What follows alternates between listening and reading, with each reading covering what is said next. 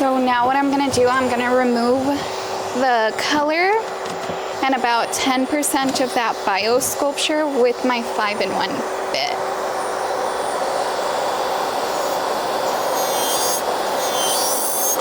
I'm also not adding a whole lot of pressure.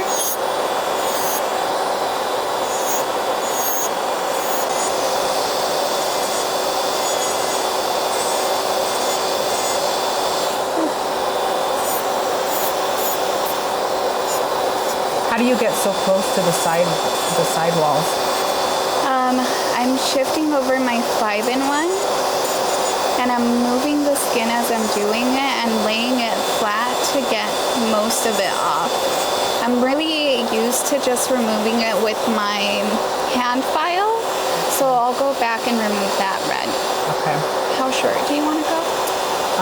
As short as you can, but keeping a soft almond. Then to remove length, I like using my 5-in-1. I know, how does that look? Yeah. Okay. I like using my 5-in-1 drill to remove some of that length. Sometimes it catches, so you have to make sure you're careful and it's at a bit of an angle when you're removing it. If you notice when Karen is removing the color, she's leaving the product on, like she said. She's only removing maybe about 10% of the structure gel that I have on my nails already. But another thing that you want to make sure that you're paying attention to is how she's using her e-file.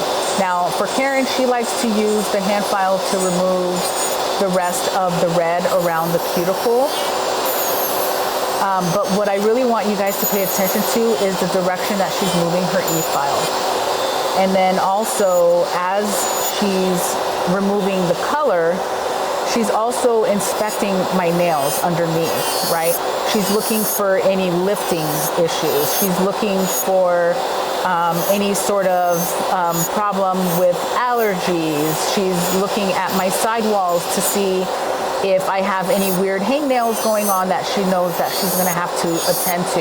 So just try to paint a mental picture as you're removing the color and also inspecting the client's hands so that you have a good idea of how long this service is gonna take you.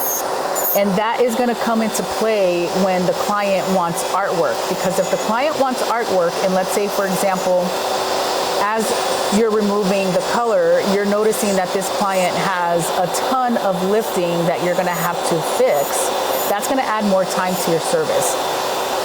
And so depending on what the client wants, you may want to make some changes to what she's asking for, or perhaps if you know you're gonna be running a slightly behind, you might wanna keep in mind and send the next client a message and let them know that you might be running a little bit behind. So these are, during the inspection process and the removal process of the color is when you really should be paying attention to all of that.